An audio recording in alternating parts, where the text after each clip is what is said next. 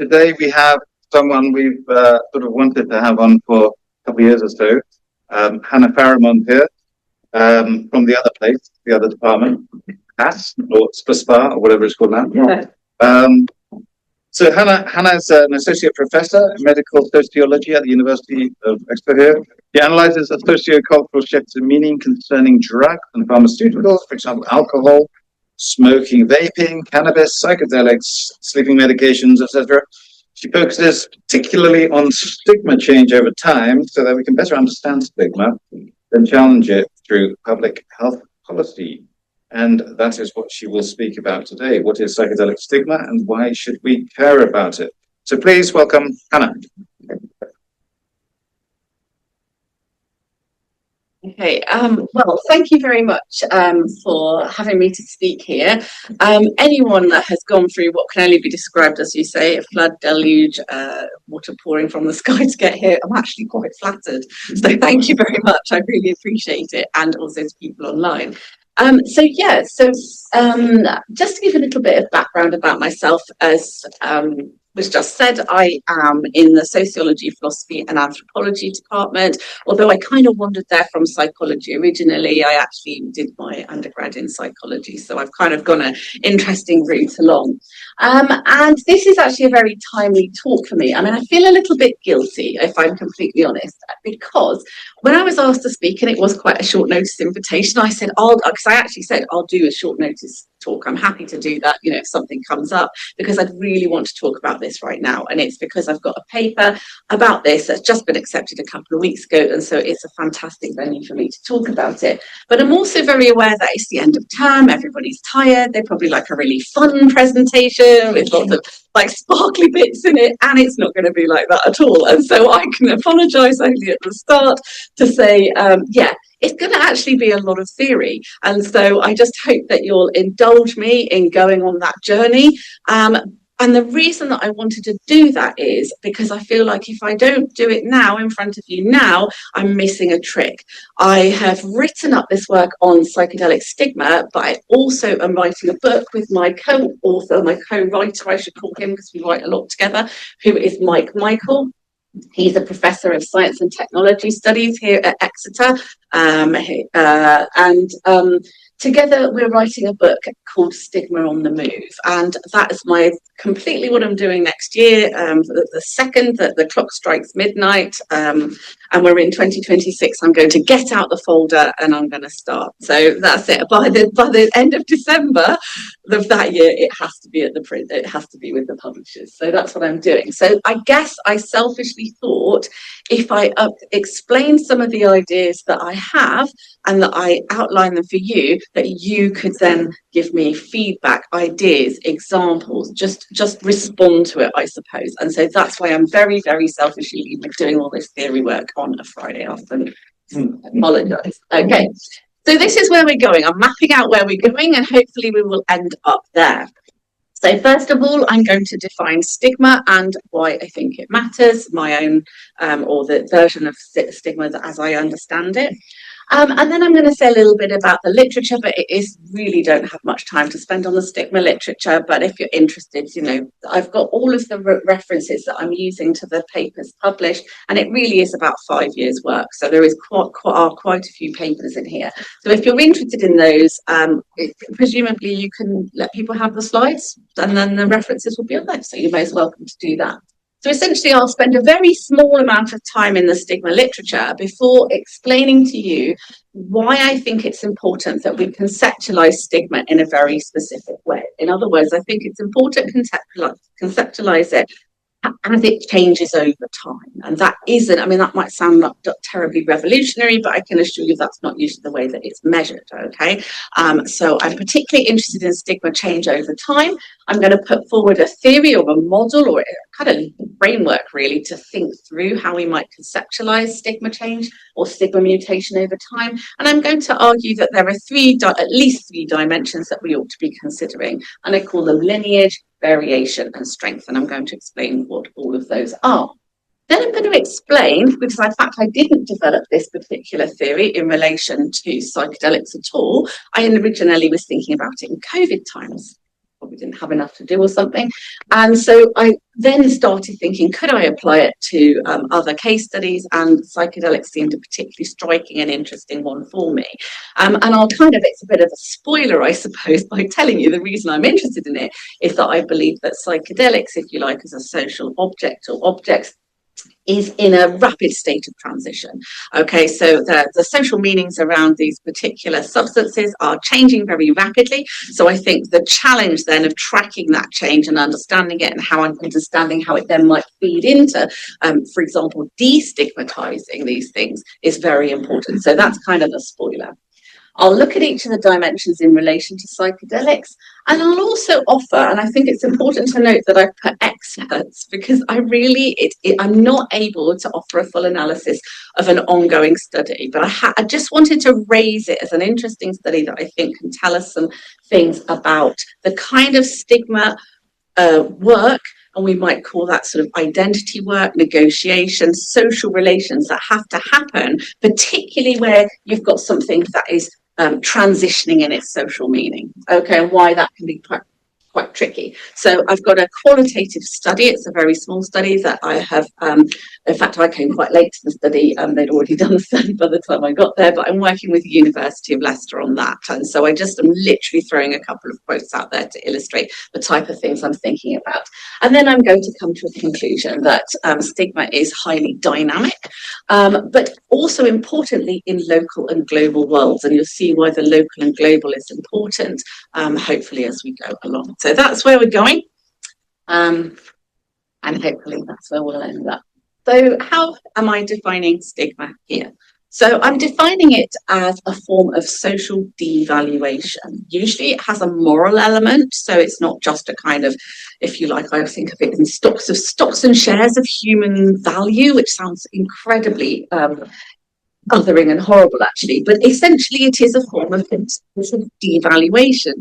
And it's associated with emotions such as fear, shame, shame often being internalized stigma, so feeling shame in oneself, and often disgust of other people, so people being disgusted by what others are doing, which again is very moral judgment, and othering groups. Now, why does stigma matter? It's a continuous problem in public health, or in fact, it's a continuous problem in society in general, but particularly within public health. And that is because although sometimes you have a visible mark, so Goffman talked about the mark of stigma, sometimes you know when someone has the discrediting attribute, but a lot of the time you don't. It can be practices people engage in, the behaviours, it could be a group identification that you don't know they have.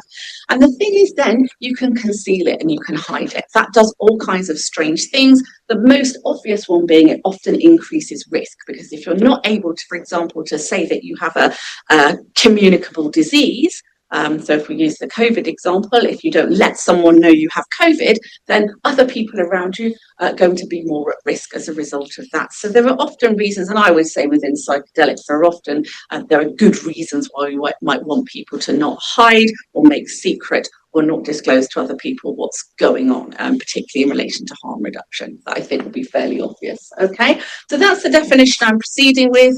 And I suppose really, I'm actually in some ways going right back up to where Goffman started, because Goffman himself did talk a lot about process. So in some ways, he was kind of a process theorist, particularly interested in groups and group dynamics. So what makes this group discriminate against another group or draw boundaries against them and hold stereotypes about them.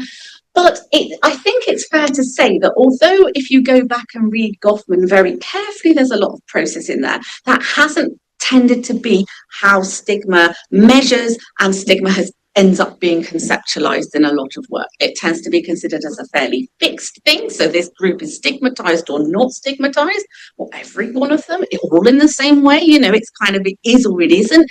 And also it tends to be conceptualized in very linear ways. And what I mean by that is people, when they do talk about stigma change, and they don't talk about it very much, they often talk about things becoming more stigmatized or destigmatized, as if these are just linear trajectories or processes differences or ups and downs. And I'm interested in coming up essentially with a model that's quite a lot more complex than that and allows for some of these things to occur possibly at simultaneous times.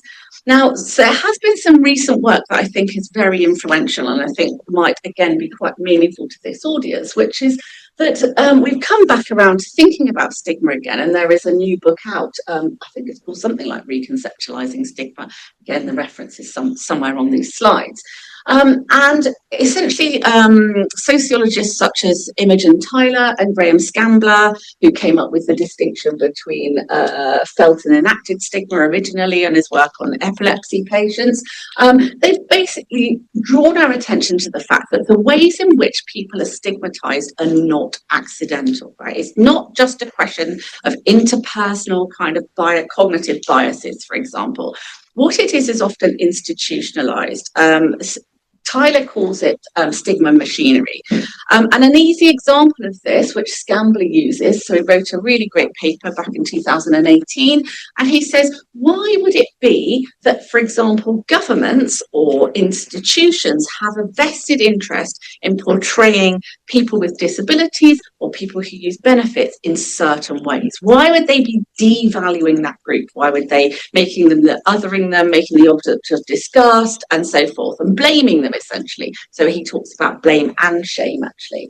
And he would argue that's because it's a really nice way to divert attention from the failings, the institutional failings, such as, he's got avowedly left-wing writer, such as income inequality. So that's what he would argue. He would argue, in other words, stereotypes aren't accidental. They're quite often perpetuated by people in power for their own benefit in some way. So the idea that they just sort of slip and happen is simply not what's happening here.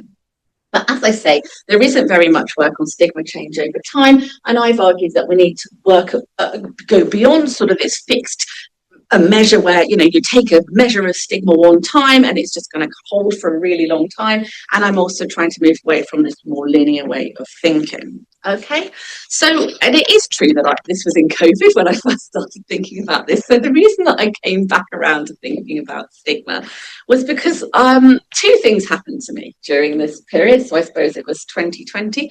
One was that obviously COVID happened and I couldn't believe it because essentially there was an emergence of a new, completely brand new stigma that we didn't have in the past. It was called COVID stigma and it was in the papers, and people were side-eyeing nurses who were wearing their uniforms, who went to Sainsbury's, and all these kind of stigma things were coming out. And I just thought, my goodness, this is like a kind of perfect social science opportunity. You literally have got the emergence of this thing that I like to look at happening in real time. I was quite excited. I was also quite excited, but in a good way, right? The other reason was I was excited is because I also, as you can see, I injured my leg during this time, and it still remains injured, and then it's knitted together with lots of different screws and other things that I won't go into, but it's basically sort of held together.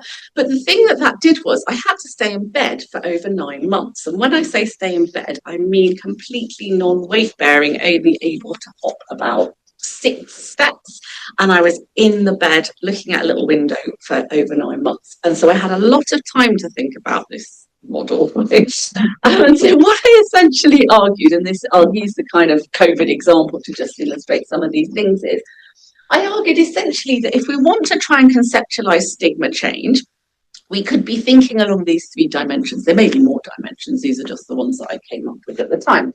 The first of it is we're interested in the stigma lineage. So how did we get to the stigma that we've got at this particular time? And so you can see that almost as an evolutionary history, if you like, of that particular stigma. So of course, although COVID stigma was new and novel and interesting, there was a lot of history actually of course, other communicable viruses being stigmatized, and plagues and all of this stuff and this language. So in fact, it wasn't unfamiliar for us. We fitted it into this sort of pre-existing model. So I'm interested then how the current stigma relates to historical stigmas and also to other stigmas, because the other thing that you also get, particularly in crisis times like COVID, is amplification of existing stigma. So where you have people who are already othered and already, I'm thinking, for example, obesity. So people who are obese are then to blame if they get COVID. There's a fantastic video. I show it to my class every year, and even though they don't know who Boris Johnson really is anymore, they still laugh at it. And it's Boris that he's taking his dog for a jog, if you can only imagine this thing, and it's got a slightly strange classical music playing in the background. It's all very odd. But basically, at the end of this jog, he says, the worst part of my day is doing my jog, and he jogs along like this. And then a sign comes up, and it says something along the lines of, protect the NHS, be healthy. In other words, if you're fat, you are not protecting the NHS. That's the whole thing is about obesity, and he talks about it very openly. So you're getting all this to get to the point we're at. And if you don't know where it comes from, I don't think you can quite understand where it might be going either. Then you have stigma variation. So essentially, I would argue that what you end up with as often is multiplicity of stigmas and not one particular very fixed, bounded mode of stigma. Okay, now this can vary, and again I saw this in COVID times, because what would be happening, say, in the UK, as I say, perhaps a nurse feeling a bit self-conscious in her uniform, in other world, actual physical discrimination against doctors, or people were barring them from places or driving them out of where they were staying and so forth. And so I realized that what was happening was that although we had this kind of notion of this virus as being scary and disgusting and frightening, the way it was manifesting and being projected onto different groups tended to map onto the socio-cultural landscape of where it was. In other words, if there was a group that was already to blame in that society, they were further blamed. There was a further reason to say these are the ones that are, further, they're spreading it. They're disgusting practices have spread this in the first place, and this is exactly what's happened. So, for example, we saw a reactivation of a lot of anti-Asian stigma, anti-Chinese stigma, and within China, I learned very interestingly, because we had some online meetings with people who in China who were talking about stigma, they all blamed each other. So the North Chinese blamed the South Chinese, and they said if it wasn't all of them doing these disgusting practices in the first place, we never would have had COVID. So there's this constant othering going on. And then the third thing I wanted to start paying attention to is what I've labelled stigma strength. But I just want to add a note of caution there, because stigma strength isn't about anyone. It's not about that nurse and that person looking at the nurse or whatever, this interactive thing. I'm really interested in tracking these macro ways of stigma and seeing why things sometimes amplify very in a particular cultural moment, but they also can sort of die away and they become weaker. We can then conceptualize either destigmatization or even positive representations coming into that, and it just makes the whole thing more dynamic. So that's kind of where I got to at that particular point. And then I was talking to Michael about this, and I said, the thing is, though, it's all in little boxes, Mike, and what I want is a theory. You're right. No worries. What I want is a theory that has more dynamism in it, but I don't know where to go theoretically for this kind of slightly this dynamism. As a science and technology scholar, he pointed me in some interesting directions, and we've been writing together ever since. And so essentially we've been drawing on the work of people like Anne-Marie Moll, who talks about multiplicities in terms of conceptualizing social objects, and Deleuze and Guattari's work. So if you're not familiar with it, it's essentially talking about how networks and connections are made in a multiplicity of ways, and they can be quite obvious, but they could also be go in strange directions. They actually use a plant metaphor about rhizomes to explain that, which is quite interesting. Okay, so what does that then allow us to do if we put this kind of thinking back into the model? And so what I have been arguing, and I think that's a chapter that's right, where I did argue that, is that stigma is both highly predictable, so we kind of often know where it's going to go. So I've already told you where it goes. It goes to the marginalized, those are people who are already stigmatized, and it clusters around them. But it's also unpredictable, so it's both territorialized in the language of Deleuze and Guattari. It's territorialized in predictable ways, but it can also be unmade, undone, deterritorialized. New things ideas can come in, new connections can form, okay? And the second thing that I've wanted to be able to argue from this is that both stigmatizing and destigmatizing forces can act simultaneously. It's not always the case that they come up against each other and one pushes the other over. They literally can. You get whole discourses, and I'm going to give some examples in a minute, where these things are acting simultaneously. And I think that, again, makes it much more complex and dynamic model. Okay. So that takes you up to psychedelics as a case study, okay? Does anybody recognise this person? If you can't all see over there, you might not know who this person is. Does anyone know who Brian Johnson is? Yeah? Right? Yeah. Some people are like, I wish I didn't know. No, I'm sure that's not the case. He was mentioned to me by a student, actually, when we were talking about different types of biohacking. So Brian Johnson is basically what you might just call a sort of billionaire tech bro biohacker. Is that like a thing? I don't know. Right? I don't know. Like, how would you describe him? He's like an influencer, and he does like biohacking, which is basically, you know, what things could you do to make yourself live longer. So he wants to live a very, very long time, for reasons best known to himself. And so, obviously, one of the things that he is doing here is taking psychedelics, actually as part of a organised therapy. I have to say, he's out in the States.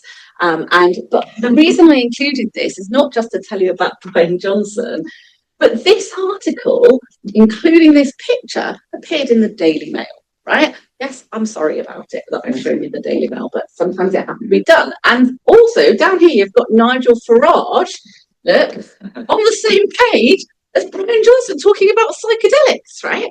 So surely that's a whole set of kind of weird connections going on there that simply couldn't have happened, say, 20 or 30 years ago, okay? So my main starting point, the starting point where I went on this kind of thinking is that there are signs that psychedelics are undergoing what we might call social revaluation.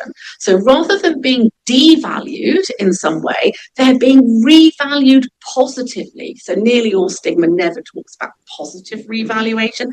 That's not completely true, but more or less, okay? So I'm interested in how they're becoming positively revalued as psychedelics emerge into the mainstream. And I'm afraid to say, you know, this has millions and millions of people read these articles all over the world. The Daily Mail is the world's largest used website. It has sites, if you don't know this, I look on it all the time to see what's going on in the pulse of, you know, what people are talking about, even if it, you know, has lots of other things that are extremely undesirable about it. It's very interesting if you're interested in social meaning change to see what's going on there. And that's because, yeah, there's a US edition, Australian edition, and it says literally millions and millions of people all over the world will have seen this, okay? So, but, and this is the caution, if something is going to go mainstream, it has to be acceptable to the mainstream. In other words, if you're going to get mainstream uptake, and we could argue whether that's a good or bad thing anyway, but I'm just saying, if you're a commercial organisation, for example, then if you're interested in widespread uptake of therapeutic use of psychedelics, you have to think about how acceptable it's going to be to that population, which might then be different than the populations that have previously been open to using these things. So we're going to look then through each of the dimensions and see how they play out for psychedelics, okay? So how did we get here?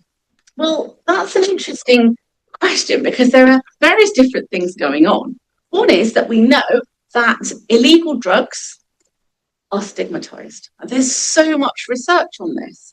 Partly they're stigmatized because they're illegal. So for some people, things that are illegal are just bad, and that means that they're socially devalued, okay? So that's just something that for some people is a whole giant category, right? And they're not interested in drawing distinctions between that. Things are bad because they're illegal, and they're good because they're legal. Some of the, of course, the things we're looking at, they're then shifting into in these categories. But essentially, drug users in the loosest sense of the term are definitely stigmatized. Others And we could argue about whether this is or isn't, why this is the case. Why is it that people who are addicted or have, I don't know, alcohol use disorder are really heavily stigmatized? They just definitely are, and they're definitely blamed a lot as well for their predicament a lot of the time. I have my own theories about this being then a symbol of being out of control in a society where you have kind of Protestant values of being self-disciplined, relying on other people, and not, making, so forth. You have, that you've got an extreme out of control, excessive aspect to some of that. Now, I'm not telling you that is what illegal drugs are like. I'm telling you where some of this stigma is coming from. And some of it is the stigma of illegality, right? And that's something that people would have to negotiate, to think about when they're then deciding when they want to do things. But alongside that, that's a general kind of drug stigma. You've actually got quite a lot of more specific things that I think soften that for psychedelics. And that would be that, for a start, in the main, and I'm not going to get into huge debates about modes of consumption, but in the main, psychedelics are not consumed in a mode that other people find very upsetting and disgusting, which would be injecting drug users. So injecting drug use is particularly heavily stigmatized, right? So so that sort of takes it away from that realm. It's not usually addictive. I'm not getting into a ketamine discussion, but it's not usually addictive. People go in and out of use, right? It also has some quite what at the time were radical and revolutionary, but now appear to us to be quite benign associations. So, hippies, they're just kind of things that aren't necessarily particularly threatening.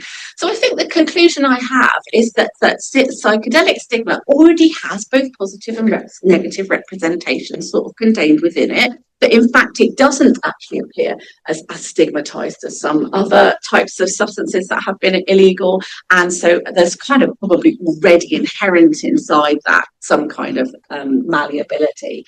And so, as I've argued, the stigma of illegal drug use is part of the inescapable lineage of psychedelic stigma, but it's also in a state of being remade, deterritorialized, and reterritorialized. In other words, it's quite malleable as well. So the second dimension that I have put up here is stigma variation.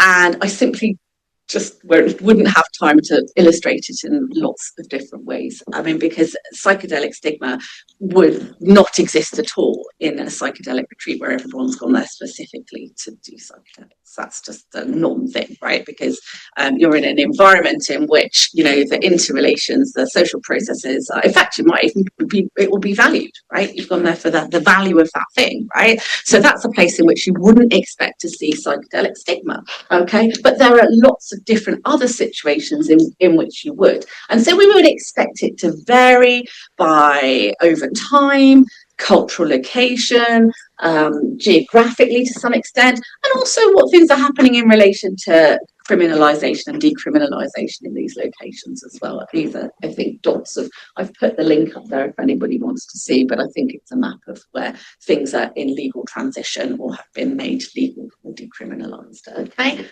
So it's going to vary there. But another way that you get stigma variation, and I think I was really influenced by a paper I read by George et al. From 2021, in which another variation of stigma is who experiences it most. And the point he's making here, which I think is really interesting, is who is included in the psychedelic renaissance, who is excluded from the psychedelic renaissance, and who, if they were to be included, especially if it isn't decriminalised or legalised, is going to be disproportionately affected, either legally in terms of who's going to be punished the most and who's more likely to end up in the carceral system, but also who's going to pay the higher social penalty. Right? Some people are paying a higher social penalty than others. Some are getting approval, some people would not be getting that approval. And George is writing very much from the United States, and he talks a lot about the racialized lines of which this kind of stigma has emerged around other drugs, particularly crack cocaine, heroin, opioid epidemic, and so forth. And so he's raising the question there, but this isn't going to work out the same for everyone. And so the stigma is going to be heavier on already stigmatized groups. That's what we know about stigma. It clusters. And so there are some people who are going to end up in, and that is how variation, for example, could end up occurring. It's not just about geographic location. So the third dimension, and I realised it was almost unreadable. I don't know why it went orange. It just did, and then I couldn't be bothered to change it back. So I apologise if you're squinting a bit at this point. But the third dimension here is stigma strength, okay? And so stigma strength, as I explained, is not about little individual instances of stigma. It's looking at big macro waves or macro trends. And so we could plausibly argue, I think, and I've kind of made this point already, that we're in a kind of destigmatization, or kind of there certainly is a trend downwards in psychedelic stigmas to some extent. And so this raises the question, why is this happening now? Right? Why now? Why are we getting to this point as opposed to being here, for example, other time points? And I'm afraid, as a sociologist, I've come to tell you, if I gave a talk and it didn't have the word power in it, it'd be very disappointing, right? So I'm afraid to tell you that I think that one of the drivers of that is indeed going to be institutions that hold the most power, certainly economically, because the Western biomedical, whether it be through research, whether it be through commercial interest, whether it be through biotech or so forth, that is a huge power, if you like, that has a vested interest in revaluing psychedelics. Now, it's not that everybody else doesn't have a vested interest in revaluing psychedelics, don't get me wrong, they do. But where you've got powerful organisations that can talk to governments, that want to have regulations changed and so forth, they are going to hold a lot of power in that situation. But I don't think that's the whole of the story.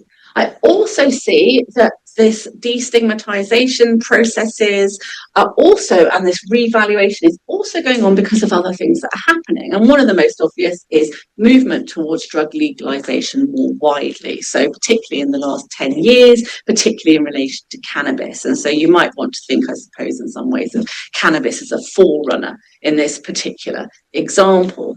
And I also think that the way in which psychedelics are being revalued also speaks to, I mean, I've put self-enhancement, and quite a lot of people have written about this kind of work, which is, people, basically they can fit it in as part of their, what I call wellness journeys, but I'm not sure that that's the actual technical term, right? So wellness journeys are where you essentially try, it's a bit like biohacking, only sort of, fun, right? It's very much appeals as part of finding, has notions of authenticity, especially where nature is concerned. So you have this kind of resonance around things being natural. Ironic, of course, because not everything, psychedelic things are not all natural. But this idea of finding the authentic self very much chimes with how we think of self-actualization in our society. And so it fits nicely into that. And so I think there's lots of drivers there. This doesn't speak much about collective consciousness.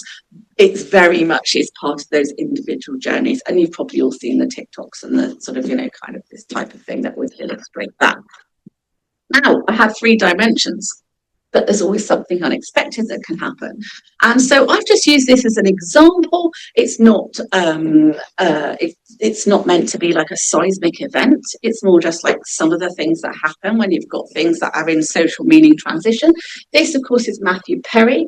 He was one of the original friends from the series. And if you think, oh, but who knows about Matthew Perry these days? I Googled it and billions of people have watched it. Not millions, billions, right? So I can honestly say, I think it's actually something like the most watched show ever across the globe. Something crazy like that. It's just, for him to die of a ketamine overdose, which is what was found that he died of, that has quite a lot of social impact in that people are suddenly aware of something they weren't necessarily thinking about. Now, as I understand it, and I haven't looked into it in a huge amount of depth, Matthew Perry had a very well recognised addiction problem that he'd written about in his autobiography and had kind of talked about on chat shows. And he overdosed on both legal and illegal sources, by which I mean he was signed up to a legal, in the US, ketamine therapy program, and he was indeed prescribed ketamine through that route, but he was also supplementing it. And I think the 2 doctors that were giving it to him are being prosecuted for that, because they were giving it illegally in that context. But what this does then is it pulls us back, doesn't it? So on the one hand, you've got sort of lots of, I don't know, one of the interviewees in the study that the microdosing study said, but it's got to be all right. It's on Radio 4. And so, you've got this kind of, on the one hand, you've got this kind of, sanitizing, civilized, I don't know, there's lots of ways you could theorize that, but then all it takes is an unexpected event to pull people back into these representations around an out of control addict, okay, and so on. So I don't want to overemphasize this, but as things become more mainstream, these events are actually more likely. So there's just a simple kind of mathematical probability, right, that as something becomes more prevalent in use, you're going to get more of this, right? And sometimes, I don't know if anyone remembers Leah Beck's and ecstasy. Celia, I know, bless you, that's because we're old, right? But essentially, Leah Beck's became Leah Beck's was a girl who died of an ecstasy overdose, and pictures were circulated all over the tabloids of her on her deathbed, essentially, with tubes all over her, and her parents gave permission for that because they wanted to shock people. And it affected how people thought of MDMA for years and years afterwards, and to some extent has sort of a driven policy for quite a long time. So these kind of unexpected events are kind of, if you like, throwing a new connection in, but they're not always predictable, and you don't know what's going to happen. And so I've put this then with a questionnaire answer that was from the Berkeley Center for Psychedelics, did a questionnaire study about a couple of years ago. They haven't redone it because I did actually check before I gave this talk. And what they found was a majority of people were interested in policy reform and more science on psychedelics. But when asked who might take these things, they said they're not for people like me.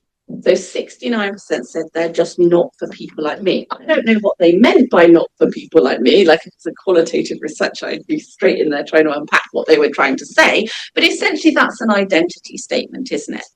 I'm happy for this group over here to do that. I'd like there to be more research on this, but they're not for people like me. Okay, and that's an absolute identity, a piece of identity work. So I'm just going to finish off then, just very, very, very briefly, as I say, not providing an analysis of the microdosing data, but literally mentioning it on my way through. If you're interested in this microdosing study, and it's a small qualitative study of 23, 25, I can't remember, people who are microdosing, approximately half had contact with, had used psychedelics in the past, right? Presumably not at microdose level. And about half hadn't. They were actually new to the whole thing, and they felt in quite a different position. So this is the kind of things that people were saying. So I've got Sarah here, and she said, a couple of weeks ago, my boyfriend plays in a duet with a guy called John, and he's a retired GP, and he got quite, we were chatting and I was talking about SSRIs and microdosing, and he just closed me down. He just didn't want me to do it. He was just like, mumbo jumbo, absolutely not. Let's just not have this conversation. I'm not interested. Yes, it's not for John then. But I think what I'm trying to say here is that's I've got a theory about why some of this is happening, but I'll tell you that in a minute, okay? But this is Sarah, and she's quite young. But then we have Cora here, and I remember, because I've read through Cora's whole interview, that Cora was absolutely on her own and isolated and thinking about microdosing. Very prolonged, depressive, I suppose we'd call dysthymia, treatment-resistant depression. And she said, basically, none of my friends do any drugs at all. I can't imagine having that conversation with them. It's just not possible for me to articulate that. So this is why she was on a kind of subreddit about microdosing, because and in fact, I'm not even sure whether she had actually started microdosing. It's actually other people's conceptions and the law that is stopping me from taking it. So it's actually acting as a deterrent, that people's conceptions and the stigma that's going to come along with it, and then the legal kind of breaks are on there. And then we've got more stigma work by Raja here, who says, and this is, I think, really, this is interesting to me for slightly different reasons. like the friends who I've discussed this with, I've only discussed it with people who I know will be more understanding or accepting towards it. So going to the group of the social norm, I guess. So I've not discussed it with a larger group or anybody who would probably not have that openness to accept something like this.